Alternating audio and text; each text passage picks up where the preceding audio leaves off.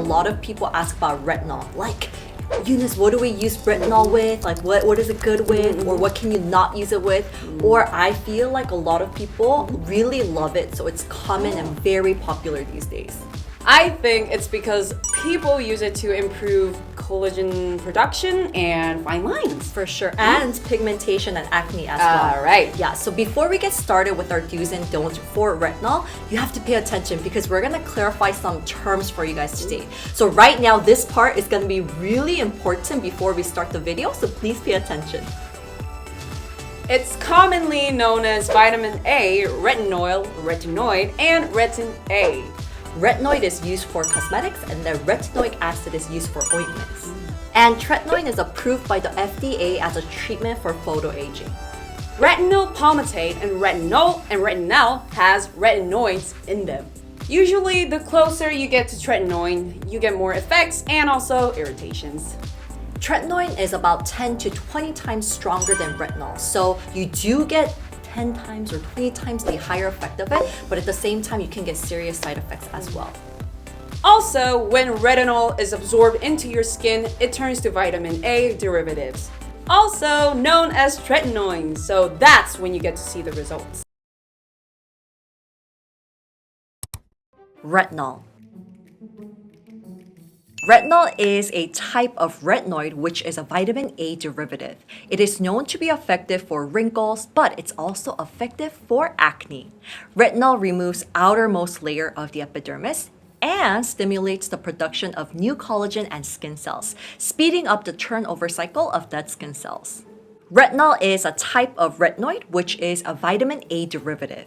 It is known to be effective for wrinkles, but it's also effective on acne. Retinol removes the outermost layer of the epidermis and stimulates the production of new collagen and skin cells, speeding up the turnover cycle of the skin cells. However, retinol can cause itchiness, dryness, and sensitivity to sun. So if it's your first time using retinol, we want to recommend to use it in low concentration. When you start using retinol, keep in mind that you may experience skin irritation, redness, and peeling during the process of developing resistance. As effective as retinol is, there are some precautions that you have to be aware of. Retinol is sensitive to the UV rays, so it's recommended that you use it at night. And when it's used during the day, it's very important to wear sunscreen. Also, remember to use a moisturizer because it may cause dryness. If you're pregnant or breastfeeding at the moment, please avoid using retinol. Have you ever worried about skin imperfections such as dull skin or blemishes? If so, this special series will be the answer for you. This series is Wishtrend TV versus hyperpigmentation. Retinol. Also known as vitamin A, it's also a brightening ingredient. It increases oxygen supply to the skin, speeds up cell metabolism, and pulls the skin cells turnover cycle forward. It also disperses melanin to improve skin discoloration and dark spots. There are so many brightening ingredients that are effective on hyperpigmentation. So how do we use these ingredients to use them to the best of their ability? Also, are they safe to use at the same time? Let's find out together. Niacinamide and retinol. Niacinamide and retinol are also ingredients that are great when used together. Niacinamide's soothing effect and skin barrier protection eases the skin's inherent response, minimizing side effects caused by retinol. Now, for our first episode, we talked about how to prevent stretch marks. Today, for part 2, we're gonna talk about how to treat red stretch marks that have already appeared and how to prevent them from turning white. How do we treat red stretch marks and can we prevent them from turning white? If you're interested in stretch mark creams, you've probably heard of retinol and tretinoin. These two ingredients can help. Retinol and tretinoin are two chemical substances that are closely related. Once retinol, also known as vitamin A, gets absorbed into our skin, it turns into retinaldehyde and it becomes tretinoin, which is retinoic acid, as its final form. To put it simply, when you apply retinol on your skin, what really works is the tretinoin, also known as the retinoic acid. So what effect does tretinoin have on our skin and why is retinol and tretinoin so popular?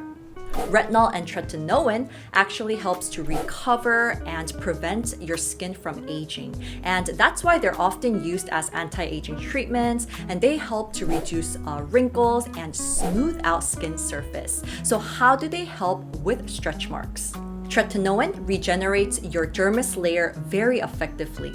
So collagen is a protein that changes slowly. It takes at least 4 months to build up and to pile up enough for it to improve wrinkles. However, on the other hand, tretinoin shortens that period to 1 to 2 weeks.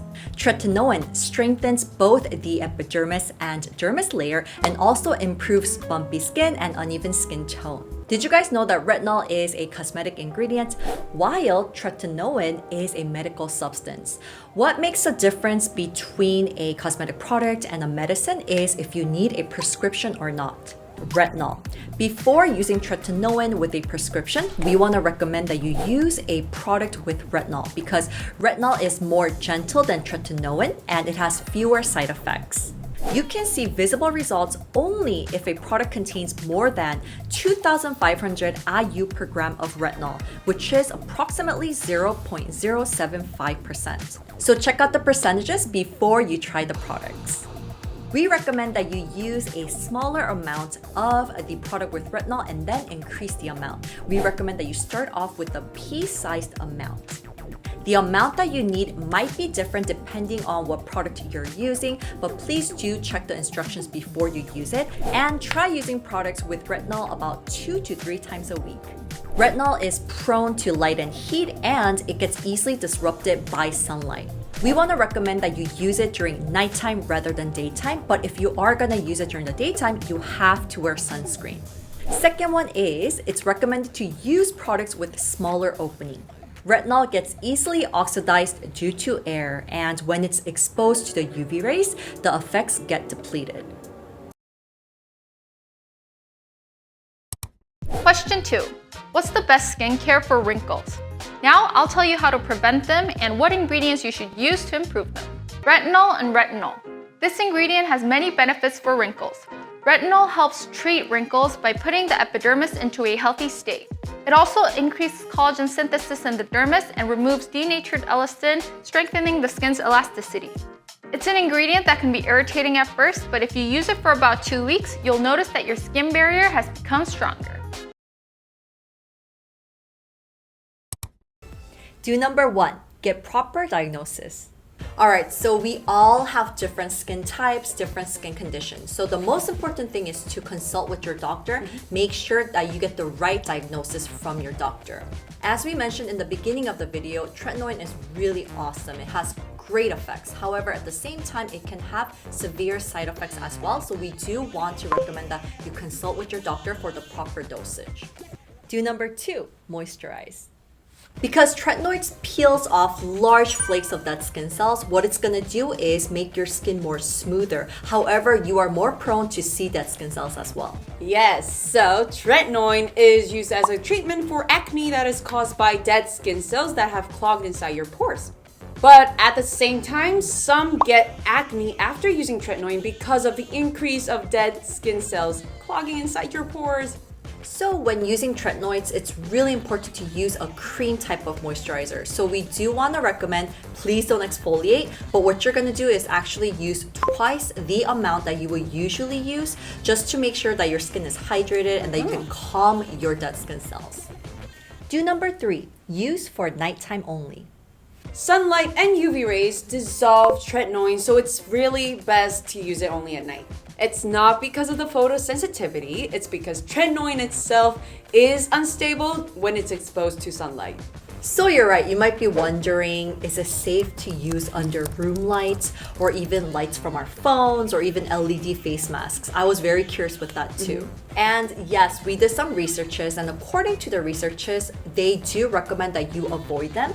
However, it's only experimented under really extreme light exposure, right? So if you compare that with our daily lives, it can be a little bit different. However, there is a possibility that we can get extreme light exposure in our daily lives too. So it's the best that you avoid the lights. Don't number 1, skin type that should avoid tretinoin. We told you that you can get severe side effects too, so we'll tell you the skin types that should avoid tretinoin. First is atopic dermatitis. Even if you have it just on your body part, not your face, we do want to recommend that you avoid it. If you have facial eczema, psoriasis, sensitive skin, and redness on your face, do not use tretinoin. Don't number 2. Ingredients that you shouldn't use together. Do not use tretinoids with exfoliators like AHA, BHA, or vitamin C, or anything that has high percentage of ethanol. Right, using tretinoin can increase dead skin cells, but you should never ever use exfoliators for that.